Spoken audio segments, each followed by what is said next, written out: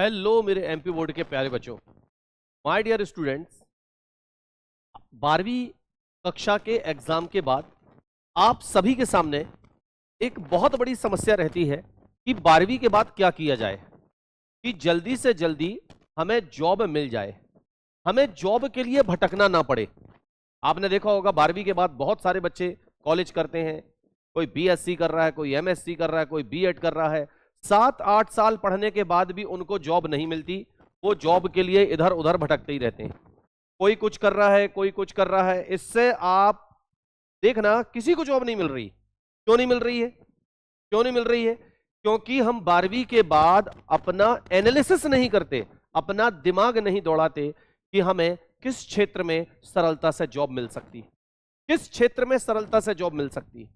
तो my dear students, यदि आप बायोलॉजी से जुड़े हुए हैं, यदि आपने अभी 12वीं कक्षा का एग्जाम 12वीं स्ट्रीम से दिया हुआ है और आप 12वीं के तुरंत बाद क्या प्राप्त करना चाहते हैं? जॉब प्राप्त करना चाहते हैं कि 12वीं के बाद हमें 1-2 साल की मेहनत में और ऐसी जॉब मिल जाए जिसमें हमें अपनी जिंदगी गुजारने में बहुत आसानी हो, हमारे पास 40 से 50 हजार रुपए की पेमेंट हर महीने आए और कम मेहनत करनी पड़े। यदि आप ये जानना चाहते हैं तो ये वीडियो आपके लिए बहुत ही महत्वपूर्ण होने वाला है। तो स्वागत है आप सभी का। मैं हूं मनीष सर, एमसीसी क्लासेस से, ठीक है ना, जो कि मंडला डिस्ट्रिक्ट के एक छोटे से एरिया बमनी बंजर में है। और यहां इस क्लास के माध्यम से आज हजारों बच्चे जो हैं अच्छी अच्छी जॉब में हैं, ठीक है ना, जिनकी पेमेंट 40 हजार, 50 हजार, 60 हजार तक है। आ रही बात समझ में? तो क्या आप भी इस कोचिंग से जुड़ करके, क्या आप भी हमारे साथ जुड़ करके और एक अच्छी जॉब पाना चाहते हैं? क्या आप अभी अभी आपने 12वीं क्रैक किया है? हमारे इधर 20-22 साल, 23 साल के जो बच्चे हैं वो अभी 40-40 हजार की पेमेंट में है, 30-30 हजार की पेमेंट में, ठीक है ना। और जिनको 4-5 साल नौकरी करते हो गए तो आपको विश्वास नहीं होगा, उनकी पेमेंट जो है वो भी 40 हजार, 45 हजार, और जिनके 10 साल पूरे हो चुके हैं, मैंने उनसे पता किया था 50 हजार प्लस पेमेंट है उनकी। तो क्या आप भी चाहते हैं कि आपको एक अच्छी जॉब मिल जाए, आपको इधर उधर भटकना ना पड़े? तो सुनिए ध्यान से। 12वीं बायोलॉजी के बाद, 12वीं बायोलॉजी सब्जेक्ट से यदि आपने अभी निकाला है, आपने अभी एग्जाम दिया है, तो आपके लिए एक बेस्ट ऑप्शन होने वाला है, एक बेस्ट ऑप्शन होने वाला, आपके लिए एक बेस्ट ऑप्शन होने वाला है। और वो क्या है? वो है बीएससी नर्सिंग, वो है बीएससी नर्सिंग, ठीक है ना। इसके अलावा क्या है? एएनएम, इसके अलावा क्या है? एम्स। ये बहुत बेस्ट ऑप्शन है, ये बहुत बेस्ट ऑप्शन है। इनके माध्यम से तुम डायरेक्ट जॉब में जा सकते हो। 12वीं के बाद एक छोटा सा एग्जाम देना है, केवल 12वीं के ही नोट्स से पढ़ के, 12वीं के नोट्स के अंदर से ही क्वेश्चन बनते हैं, एनसीईआरटी से क्वेश्चन बनते हैं, ठीक है ना। और उसके अंदर से जो भी क्वेश्चन बनेंगे, उन क्वेश्चन को यदि तुमने सही सही निभा लिया तो ये मान के चलो तुम्हारा सिलेक्शन पक्का है, तुम्हारा सिलेक्शन पक्का है। ये सबसे सरल एग्जाम है और इसको देना जरूरी है 12वीं के बाद ही। 12वीं के 1 साल 2 साल के अंतराल में ही तुम इस जॉब को हासिल कर सकते हो, लेकिन थोड़ी सी आपको मेहनत करनी पड़ेगी, अच्छा गाइडेंस चाहिए होगा, थोड़ी सी तुमको मेहनत करनी होगी। यदि तुमने कर लिया तो जैसे आज हजारों बच्चे एमसीसी क्लासेस के अच्छी अच्छी जॉब में हैं, तुम भी चले जाओगे, निश्चित रूप से तुम भी चले जाओगे। तो इसके लिए क्या करना पड़ेगा? तो इसके लिए बीएससी नर्सिंग, एएनएम या एम्स, इन तीनों के पीछे पड़ जाओ, इन तीनों के पीछे पड़ जाओ, जिंदगी संवर जाएगी। और नहीं तो ये लिख के रख लो, भटकते रह जाओगे, जॉब मिलने वाली नहीं है, भटकते रह जाओगे, जॉब मिलने वाली नहीं है, ठीक है ना। यदि 100% बच्चे, यदि 100% बच्चे, ठीक है ना, 100% बच्चे इसमें आते हैं ना, तो ये मान के चलो आप कि 30% से 50% बच्चे जॉब लेके जाते हैं, जॉब लेके जाते हैं। और बाकी बच्चे जो 100% बच्चे यदि मान के चलो इस क्षेत्र को छोड़ के दूसरे क्षेत्र में जाते हैं ना, तो उनमें से केवल 1 से 5% ऐसे हैं जो जॉब को ले पाते हैं। कौन सी? सरकारी। कौन सी जॉब? सरकारी जॉब, ठीक है ना। और एक बात बता दूं मैं, यहां से जो सरकारी जॉब लाने वाले हैं ना, वो भी इतनी पेमेंट नहीं ला पाते जितनी पेमेंट इस फील्ड में मिलती है, जितनी पेमेंट इस फील्ड में मिलती है, ठीक है ना। जैसे बहुत सारे लोग कहते हैं अरे मुझे तो नर्सिंग फील्ड में नहीं जाना, तुम लिख के रख लो, वो अपने जीवन में कुछ कर ही नहीं पाते, वो अपने जीवन में कुछ कर ही नहीं पाते। बहुत कम बच्चे ऐसे हैं, 1 से 5% बच्चे ऐसे ही हैं जो जिनकी शायद किस्मत चमक जाती है और वो जॉब हासिल कर लेते हैं, नहीं तो हर किसी के लिए ये आसान नहीं होता, ठीक। और इस क्षेत्र में 30% से 50% बच्चे अपनी जॉब ले लेते हैं, याद रखिएगा। इसीलिए जो लोग तुमसे कहेंगे कि अरे कहां नर्सिंग के फील्ड में जाते हो, तो वो तुम्हारे दिमाग को घुमा रहे हैं, और वो खुद घूमे हुए हैं। वो तुम्हारे दिमाग को घुमा रहे हैं और वो खुद भी घूमे हुए हैं।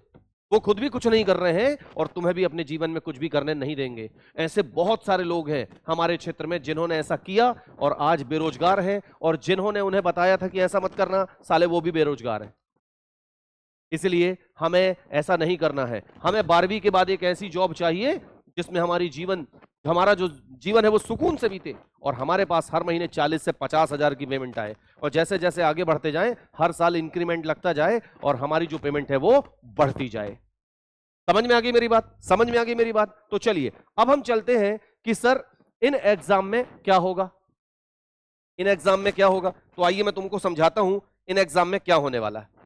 तो इन एग्जाम में माय डियर स्टूडेंट्स, इन एग्जाम में क्या होने वाला है मैं तुम्हें बता दूं, कैसे तुम इसकी तैयारी कर सकते हो, ठीक है ना, कैसे तुम इसकी तैयारी कर सकते हो, इसके बारे में हम चर्चा कर लेते हैं, ठीक है ना। हाँ, तो देखिएगा, चाहे आपको पीएनएसटी की तैयारी करना हो, बीएससी नर्सिंग की, या फिर आपको किसकी तैयारी करना हो, आपको एएनएम की तैयारी करना हो, आपको चाहे पीएनएसटी की तैयारी करना हो, चाहे एएनएम की तैयारी करना हो, आपको 100 नंबर में से सिर्फ 60 नंबर लेके आना है। आपको 100 नंबर में से 60 नंबर लेके आना है, आपका सिलेक्शन पक्का, आपका सिलेक्शन पक्का। अब ये 100 नंबर में तुम्हें क्या क्या करना पड़ेगा, सुन लो अच्छे से। इसमें तुमको फिजिक्स के 20 क्वेश्चन आएंगे, इसमें तुमको केमिस्ट्री के 20 क्वेश्चन आएंगे, इसमें तुमको बायोलॉजी के 20 क्वेश्चन आएंगे, ठीक है ना, इसमें तुमको जीके के 20 क्वेश्चन आएंगे, ठीक, और इसमें तुमको इंग्लिश के भी कितने क्वेश्चन आएंगे, 20 क्वेश्चन आएंगे। तो ये 20 क्वेश्चन तुमको मिलेंगे। आ रही बात समझ में? 100 नंबर का पेपर होगा। फिजिक्स तुमने 12वीं में पढ़ी है, केमिस्ट्री तुमने 12वीं में पढ़ी है, बायोलॉजी तुमने 12वीं में पढ़ी है, इंग्लिश और जीके तुमने नहीं पढ़ा है, लेकिन फिजिक्स भी हाई लेवल की आएगी, केमिस्ट्री भी हाई लेवल की आएगी, बायोलॉजी भी हाई लेवल की आएगी। मतलब वो बेसिक पॉइंट जो 12वीं में कम पढ़ाए जाते हैं वहां से क्वेश्चन आते हैं, वहां से क्वेश्चन आते हैं, लेकिन सिली क्वेश्चन होते हैं, आसानी से निकाले जा सकते हैं। जीके आपको हमारे इधर बहुत शानदार मिलने वाली है, और इंग्लिश ये भी आपको हमारे इधर कैसी मिलेगी, सुपीरियर मिलेगी। इंग्लिश भी आपको हमारे इधर कैसी मिलेगी, सुपीरियर मिलेगी। और यदि इन विषयों पर आपने अच्छे से काम किया तो निश्चित रूप से आप इसमें या इसमें सिलेक्ट हो जाओगे, ठीक है ना। हजारों बच्चे एमसीसी क्लासेस से सिलेक्ट होकर के अभी जॉब में लग चुके हैं, हजारों बच्चे सिलेक्ट हुए हैं, ठीक है ना। अब तक का रिकॉर्ड है, हर मध्य प्रदेश के हर कॉलेज में एमसीसी क्लासेस के बच्चे हैं, मध्य प्रदेश के हर कॉलेज में एमसीसी क्लासेस के बच्चे होंगे, और हर एरिया में, ठीक है ना, एमसीसी क्लासेस के बच्चे हैं, जॉब कर रहे हैं, याद रखना, ठीक है ना। हाँ, तो अगला नंबर आपका है, अगला नंबर आपका है, छोड़ना नहीं है। इसके बाद यदि मैं एम्स की बात करूं, तो एम्स का पेपर होता है 100 नंबर का, एम्स का पेपर होता है 100 नंबर का, ठीक है ना। तो इस 100 नंबर और इस 100 नंबर में डिफरेंस क्या है? इसमें केवल आपका 12th का कोर्स आएगा, इसमें आपका केवल 12th का कोर्स आएगा, लेकिन इसमें आपका 11th और प्लस 12th दोनों का कोर्स आएगा। इसमें आपका 11th और 12th दोनों का कोर्स आने वाला है, ठीक है। और इसमें भी जो पेपर है आपका 100 नंबर का होगा, जिसमें फिजिक्स आपकी आएगी 30 नंबर की, केमिस्ट्री आपकी आएगी 30 नंबर की, बायोलॉजी आपकी आएगी 30 नंबर की, ठीक है ना। और इसके अलावा 10 नंबर का क्या आएगा, जीके आएगा, ठीक है ना, 10 नंबर का जीके आएगा, मिला जुला जीके आएगा इसमें। और इस तरह से ये 100 नंबर का पेपर होगा।